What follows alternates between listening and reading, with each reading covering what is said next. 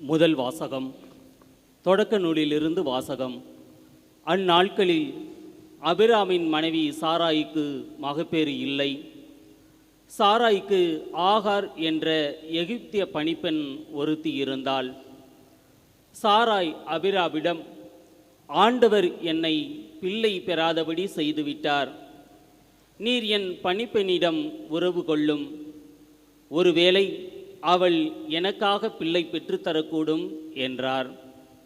அபிராம் சாராயின் சொல்லை கேட்டார்.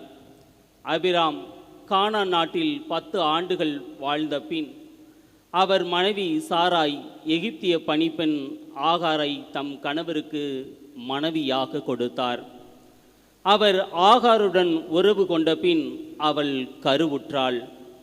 தான் கருவுற்றிருப்பதை கண்டதும் தன் தலைவியை அவள் ஏளனத்துடன் நோக்கினாள். அப்பொழுது சாராய் அபிராமிடம், எனக்கு இழைக்கப்பட்ட தீங்கு உம்மேல் இருக்கட்டும். நீர் தழுவும்படி நானே கொடுத்த என் பணிப்பெண் அவள் கருவுற்றிருக்கிறாள் என்பதை கண்டதிலிருந்து என்னை ஏளனமாக நோக்குகிறாள்.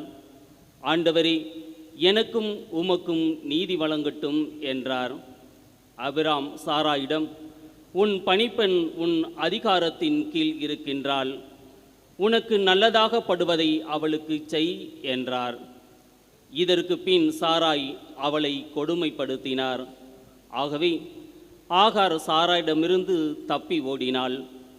ஆண்டவரின் தூதர் அவளை பாலைவனத்தில் இருந்த ஒரு நீரூற்றுக்கு அருகில் கண்டார். அந்த நீரூற்று சூருக்கு செல்லும் வழியில் இருந்தது.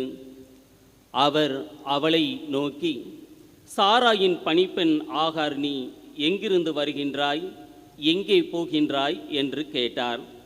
அதற்கு அவள், என் தலைவி சாராயிடமிருந்து நான் தப்பி ஓடுகிறேன் என்றாள்.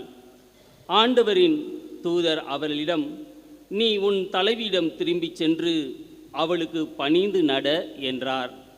பின்பு ஆண்டவரின் தூதர் அவளிடம், உன் வழிமரபினரை யாரும் எண்ண முடியாத அளவுக்கு பெருகச் செய்வேன் என்றார். மீண்டும் ஆண்டவரின் தூதர் அவளிடம், இதோ கருவுற்றிருக்கும் நீ ஒரு மகனை பெற்றெடுப்பாய். அவனுக்கு இஸ்மாயில் என பெயரிடுவாய். ஏனெனில் உன் துயரத்தில் ஆண்டவர் உனக்கு செவி சாய்த்தார். ஆனால் அவன் காட்டுக்கழுதை போல் வாழ்பவனாக இருப்பான். எல்லோரையும் அவன் எதிர்ப்பான். எல்லோரும் அவனை எதிர்ப்பார்கள். தன் உறவினருக்கு எதிராக அவன் வாழ்வான் என்றார். ஆகார் அபிராமுக்கு ஒரு மகனை பெற்றெடுத்தாள். ஆகார் பெற்ற தம் மகனுக்கு அபிராம் இஸ்மாயில் என்று பெயரிட்டார். ஆகார் அபிரகாமுக்கு இஸ்மாயிலை பெற்றெடுத்த பொழுது அவருக்கு வயது 86. ஆண்டவரின் அருள்வாக்கு. இறைவனுக்கு நன்றி. திருப்பாடல் 106 பதிலுரை பாடல் பல்லவி. ஆண்டவர்